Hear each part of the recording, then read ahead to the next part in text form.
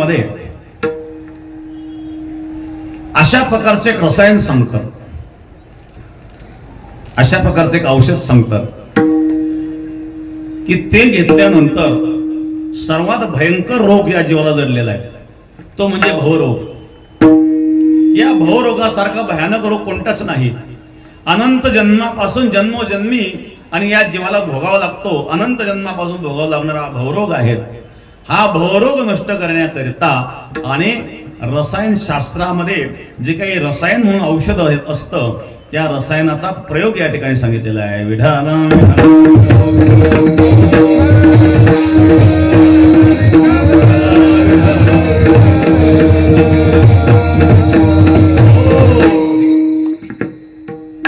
रोग अनेक प्रकारचे पाहायला मिळतात.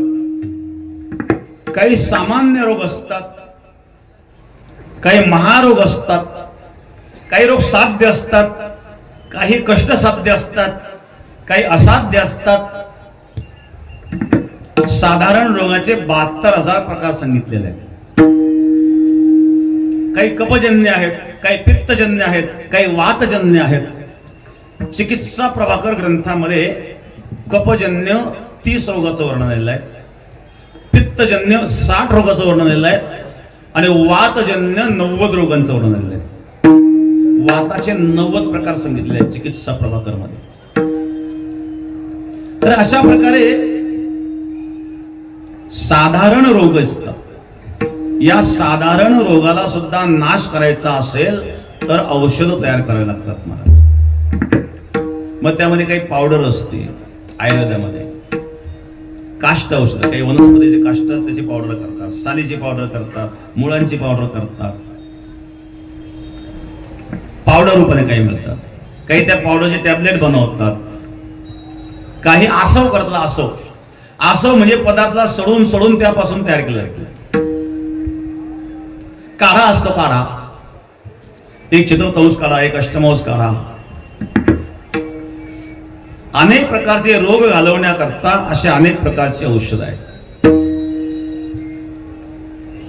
पण सर्वसाधारण रोग सुद्धा लवकर जात नाही महाराज. त्याकरता डॉक्टर आहेत, वैद्य आहेत, वेगवेगळ्या चिकित्सा पद्धती आहेत. ॲलोपॅथी चिकित्सा आहेत, होमिओपॅथी चिकित्सा आहेत, आयुर्वेद चिकित्सा आहेत. पूर्वीच्या काळामध्ये आयुर्वेद चिकित्सा, लहान मुलांचे रोग वेगळे, स्त्रियांचे रोग वेगळे, पक्ष्यांचे रोग वेगळे, पशूंचे रोग वेगळे, माणसाचे रोग वेगळे, मनाचे रोग वेगळे, स्थूल देहाचे रोग वेगळे, सूक्ष्म देहाचे रोग वेगळे, कारण देहाचे रोग वेगळे. काही काळानुसार होणारे रोग असतात, विशिष्ट काळामध्ये होतात.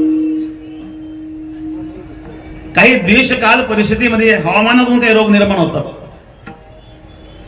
काही रोग निर्माण होतात, काही रोग निर्माण केले जातात. काही संसर्गजन्य रोग असतात. एक रोग होऊन गेला संपूर्ण जगाला, कोरोना. आता कोरोना हा रोग निर्माण केला का नैसर्गिक होता याविषयी अनेक शंका आहेत. पण अनेक देशांचं असं मत आहे की हा कोरोना चीन मध्ये निर्माण केला गेला. याची सुरुवात बीजिंग पासून झाली आणि हा वटवाघोळी पासून निर्माण केला गेला असं काहींचं मत आहे. अशा प्रकारचे संसर्गजन्य रोग निर्माण होऊ शकतात का की संपूर्ण जगाला बाधित करतील? यापूर्वी असे काही रोग झाले होते का? कारण उंदरापासून प्लेग नावाचा एक रोग होत असतो. पूर्वीच्या काळामध्ये प्लेग जर झाला तर लोक घरदार सोडून जंगलात राहायला जायचे. घरामध्ये जर उंदर आपोआप मारायला लागले तर त्याचा संसर्ग तिथं राहणारा होत होता आणि म्हणून लोक मरायचे खूप. म्हणून लोक घरदार सोडून जंगलात राहायला जायचे.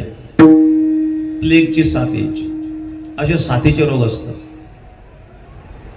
आता चायनाने हा कोरोना तयार केला असा संशय आहे. एकदा अशाच प्रकारचा एक रोग आचार्य चाणक्याने निर्माण केला होता.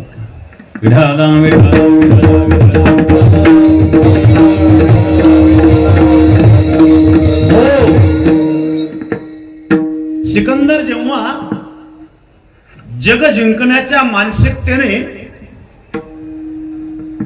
आणि भारतामध्ये येण्याचा प्रयत्न करीत होता, त्यावेळेला सिकंदराला रोखण्याकरता आचार्य चाणक्यांनी एक प्रयोग केला होता. एक प्रयोग असा केला, नवरात्रीचा काळ होता आणि त्या ठिकाणी जे काही भारतीय सैनिक त्या सिकंदराच्या सेनेमध्ये होते, बघा शत्रू जर बलवान असेल, प्रत्यक्ष समोर जर शत्रूशी लढता येत नसेल तर कोणती नीती वापरली जाते? चाणक्यांकडून शिकावं. चाणक्यांनी काय केलं? चंद्रगुप्त मौर्याला त्या सेनेमध्ये पाठवलं गुप्त रीतीने सैनिक बनवून, आणि चंद्रगुप्त मौर्याने भारतीय सैनिकांना सांगितलं, नवरात्र उत्सव चालू आहे, तुम्ही जरी या ठिकाणी या ग्रीक सैन्याचं काम करीत असाल, जरी तुम्ही या ठिकाणी सिकंदराचं काम करीत असाल, तरी तुम्ही एक भारतीय आहात आणि भारतीयाचे कर्तव्य आहे की नवरात्रामध्ये भारतीयांनी उपवास केला पाहिजे. ठीक आहे, 9 दिवस तुम्हाला शक्य नसेल, पण 3 दिवस तरी तुम्ही उपवास अवश्य करा. अष्टमी, नवमी आणि दशमी असा 3 दिवस उपवास करायला भारतीय सैनिकांना चंद्रगुप्त मौर्याने सांगितलं. आणि चाणक्यांनी काय केलं? जिथं महामारी पसरलेली होती, प्लेगची साथ पसरलेली होती, तिथले काही उंदीर धरून आणले. जे प्लेग रोगाने बाधित झालेले होते असे उंदीर धरून आणले आणि त्या किचन मध्ये सोडून दिले. आता प्लेग बाधित उंदीर त्या सिकंदराच्या किचन मध्ये सोडून दिल्यामुळं ते तिकडे फिरले आणि त्यांनी ते अन्न सगळं दूषित केलं. आणि त्या काळामध्ये भारतीय सैनिकांना सांगितलं, नवरात्र चालू असल्यामुळं आपण उपवास केला पाहिजे. केला होता राजनीती चाणक्य. भारतीय सैनिक तर जेवायला गेलेच नाही, आणि ज्यांनी ते अन्न खाल्लं त्या 3 दिवसामध्ये ते सगळे मिले युद्ध न करता मारण्याचे. आणि अशा प्रकारे असणारी जी नीती आहे ही चाणक्याने त्यावेळेला केली होती 2000 वर्षापूर्वी. असे काही संसर्गजन्य रोग निर्माण सुद्धा केले जातात बरं का. कदाचित कोरोना त्यातला एक भाग असावा असा संशय अनेकांचा आहे. असेल किंवा नसेल,